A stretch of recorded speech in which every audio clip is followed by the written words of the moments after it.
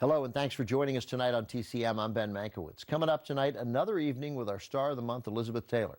Up next, Taylor tackles a complex role in a box office hit from 1959 with a screenplay by Gore Vidal based on a one-act Tennessee Williams play, Suddenly Last Summer.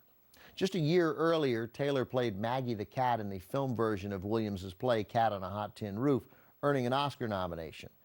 Taylor was nominated again for Suddenly Last Summer, along with her co-star Katharine Hepburn. Hepburn plays Taylor's wealthy aunt who approaches a brain surgeon, played by Montgomery Clift, to discuss her niece's fragile mental state. She attempts to talk Clift's character into performing a lobotomy on Taylor. Since this is a Tennessee Williams play, there are some dark, scandalous family secrets lurking, impacting each character's motivation.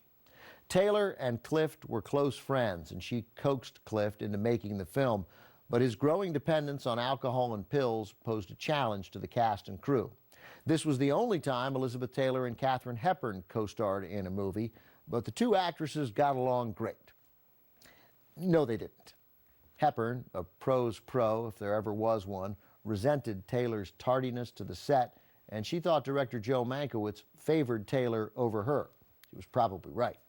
Taylor had her own personal issues. Although recently married to Eddie Fisher, she was still mourning the sudden death of her previous husband, Mike Todd, in a plane crash. Todd had been Fisher's best friend, which is why Fisher and Debbie Reynolds' son is named Todd Fisher. From 1959, also with Mercedes McCambridge and Albert Decker, Suddenly Last Summer. The set of Suddenly Last Summer was not a happy one. Elizabeth Taylor, newly married to Eddie Fisher, was still mourning the death of husband Mike Todd, Fisher's closest friend. Note that Fisher's son with Debbie Reynolds is Todd Fisher, named for Mike Todd.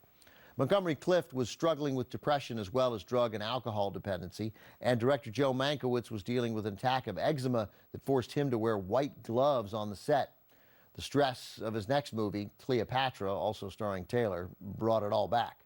Despite the bleak atmosphere, the movie was a financial success, producing Oscar nominations for Taylor and Katharine Hepburn, competing against each other in the Best Actress category.